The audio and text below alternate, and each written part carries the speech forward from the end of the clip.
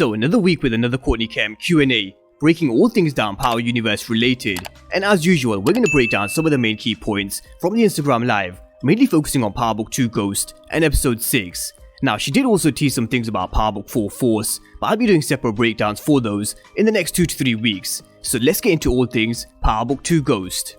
And of course, we're going to start with the title of this video, Ghost and Mecca. Did they cross paths?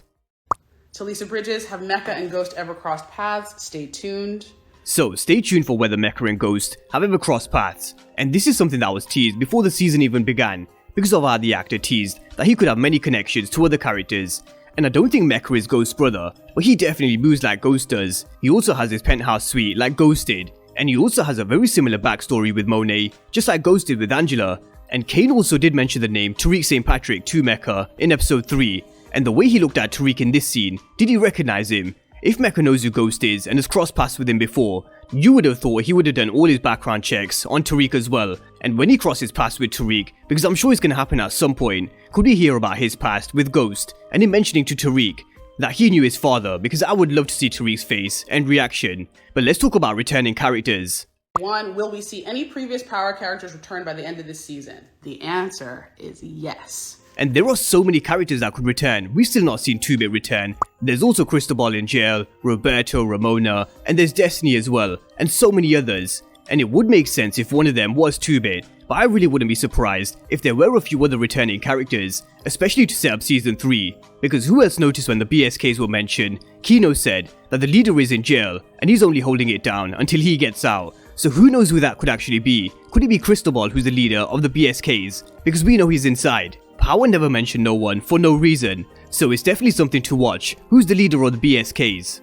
But let's move on and talk all things Tariq, and does Tariq trust Cooper Saxe? Will there come a time when Tariq truly trusts Saxe? I don't think so, and that is mostly because, do you trust Saxe? You guys are watching. Is Saxe worth trusting? I'm not sure. I love Shane. Shane Johnson is a very different person from Saxe.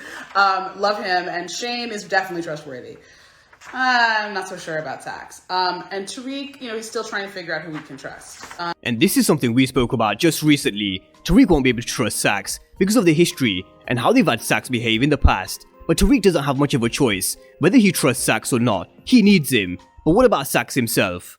Trying to keep him locked up. So one of the things that we're kind of exploring is that Saxe hasn't fully gotten himself all the way out of being a prosecutor yet. He's still thinking like a prosecutor, so he's still thinking like the truth is what matters. And what Davis is trying to tell him over and over and over again is the truth is not what matters. What matters is defending our client and also making money. And those two things aren't mutually exclusive, but as you guys know, Davis is about his money, all the time. And this is the issue with Saxe. When you've been doing something for years and years, you're kind of stuck in your ways. And that's what Saxe is. He's stuck in his prosecutor's mentality, and we saw it when he told Diana they couldn't help her with Lorenzo. And again, when Saxe said Tariq was guilty, but McLean is someone who never asks questions that he doesn't want the answers to. And something else that Courtney Kemp touched on was Saxe's relationship with Jenny Sullivan, and that's also on his mind. But his relationship with Jenny is something that I think will help Tariq, but it really depends how far Cooper Saxe is willing to go. And while we're on the topic of trust, can Tariq trust Effie and Brayden? Good questions today. These questions are so good. Here's the thing. He doesn't have anybody else. I think we dramatized in episode 6 that Tasha's gone. Because if Tasha were still around, would he trust Effie? Probably not, because Tasha would be saying to him, stay away from that girl, right? If he could fully trust Brayden, he comes to that at the end of the episode, but only because of Effie. But he really doesn't feel like he has anyone. Lauren has turned her back on him, so, it's like he's almost without options, and any port in a storm. 71. Why did Effie ask how close will she be working with Kane? This is a great question. In the actual scene, she says to Tariq, "Oh, I'm just worried about you." Do you feel like that's what she's worried about? I'm just asking you guys. Is that what she's worried about? I don't know. I think this all plays into the area of can you trust Effie? And I want you guys to, again, stay, keep watching. But those of you who are asking the question are asking a very good question. Because what have we showed about Effie? Effie and Tariq are similar sides of the coin. I've always said this. Lauren is to, Diana's too hot, Lauren is too cold, Effie is just right. There's a lot about Effie that's just right for Tariq, but the problem with that is that if she's just like Tariq, can Tariq be trusted? You guys should always be asking that question. Can Tariq be trusted? Now, Effie's always out for number one, and she'll always do what's best for herself, and that was made clear to us in Power when she snitched on Tariq. And this is why there'll always be a question mark surrounding Effie, and Tasha did also warn him in season 1, if you can't trust this girl, then get her to trust you. But I don't think we're seeing this from Tariq. He really is putting his trust in Effie. But Effie asking about working with Kane, there is definitely something more to this. And remember how Effie's brother was killed in a robbery gone wrong? Who knows if Kane was responsible for her brother's death and her wanted to get revenge? Because we may not have necessarily have seen the robbery gone wrong on a scene in Power, and it would be a cool way to connect the two characters. But again, sticking with this topic of trust, Tariq will definitely find out about Lauren and the wire. Izio890_, will Tariq ever find out that it was Lauren's wire and her rollie that convicted him to prison? Well, she was part of the problem. Yeah, he's gonna find out some things. Kanan actually told him, I don't know if you guys noticed that Kanan said it's the people that you love.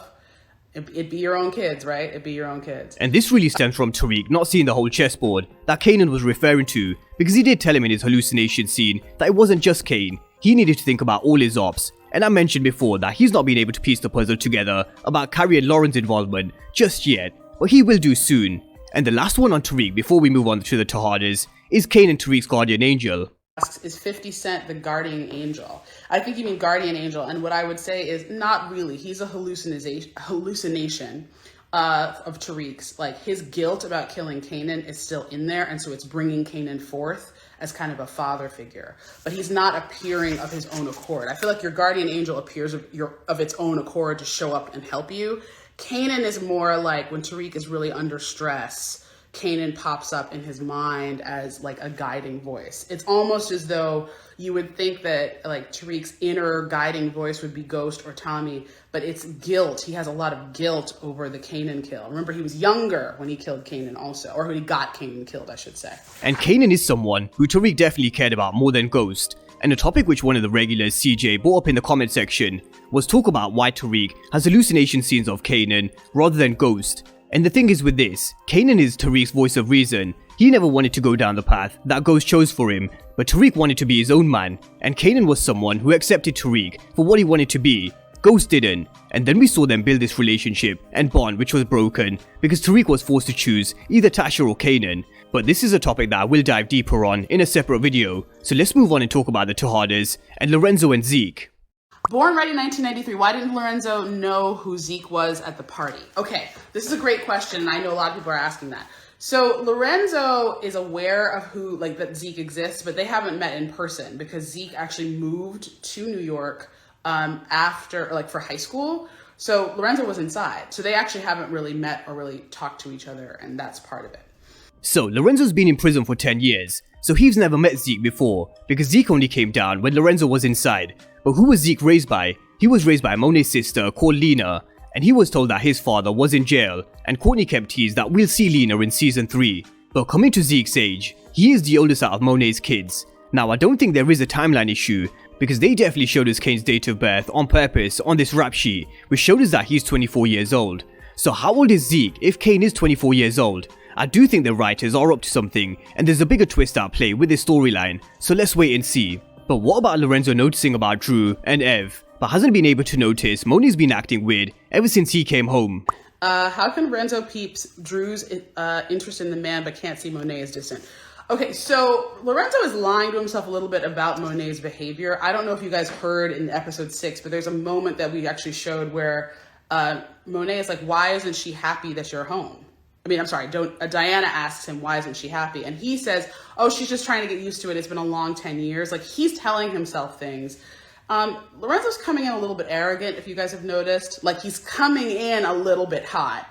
And so he's not really listening to or paying attention to the things that he's not paying attention to. What he's really paying attention to is Drew. So Lorenzo seems like he's dropping the ball when it comes to Monet, because I mentioned that he was good at reading people in my last video, which is when it came to Drew. But that's Lorenzo's problem. He's so focused on Drew, he's not seeing how Monet's behaving. But having said that, we need to remember that he does know about Monet's exit strategy that didn't include him, because Diana and Drew both told him. So I do think he's going to start to watch Monet more closely, because he knows more than she thinks. But what about Lorenzo meeting Mecca? 7, what's Mecca's MO with meeting Lorenzo? I need answers, Courtney. Okay, I will give answers. Here's the deal. What did Monet say in this episode? She said, "We're done. I'm shutting it down. You're not gonna meet Tariq. None of these things are gonna happen. I'm not doing any of that. I mean, not Tariq, Zeke. You're not gonna meet Zeke. I'm Xing you out. The thing is over between us." Now, did you guys really think Mecca was gonna let that be over? Absolutely not. He's not feeling that. So now he's going to get at Monet any way he can. And he's got 2 open targets. He's got Zeke and he's got Lorenzo. And this is exactly what we went through in my last video with how Mecca was going to come at Monet through Lorenzo as well as Zeke, because this still allows Mecca to stay in control over Monet. Now, she also did tease that we need to pay attention to this woman that was driving the red car in episode 2, because many of you guys in the comment section and on Instagram have noticed that she's the shooter in this scene. So it does seem like she's one of Mecca's soldiers. But let's move on and talk about Davis McLean and his brother Theo and how he plans on using Cooper's Sax. When Davis was talking about the truth tying her hands to Sax, is this why he needs Sax to clear his brother? He needs Sax to clear his brother for. We actually said it in the first couple episodes. He says to Tariq, he's joking, but not really. Sometimes you need a white guy. But what he really needs is somebody who knows the prosecutorial system from the inside, and he needs Sax to do that. And he's going to use all of Sax's connections, qualifications, and in some ways his whiteness. I think so much of power is about using people, but that's because you can get different power from different people. So I think that's a super important thing. And he needs Cooper's Sax because he can get shit done that McLean can't. And we saw an example of this when we saw Sax getting Grandma Estelle a desk appearance ticket, and McLean even admitted that this is something that even he couldn't do, and this is why he's going to be so beneficial when it comes to helping release Theo. Now, I don't know if you could see Theo being released this season, but it would make sense to release him to set up another character storyline going into season 3 if a major character is killed off this season, because Courtney Kemp did tease we're going to see more backstory from McLean in season 3. But elsewhere in the live, she touched on how Westerns have more of a pull at Stansfield than Simon Stern, and will Carrie get what's coming to her? The thing is, there's been a lot of people that have done a lot more worse and remained alive for a lot longer, and one of them was Dre. For me, Carrie is a ticking time bomb, because she knows too much, she's messing with the St. Patrick, and we all know there is only going to be one winner, and that's Tariq. But I'm going to end it here with what Courtney Kemp teased for episode 7. So, a preview of next episode. The next episode is about making decisions for other people, and you're going to learn more about the fate of Yasmin St. Patrick.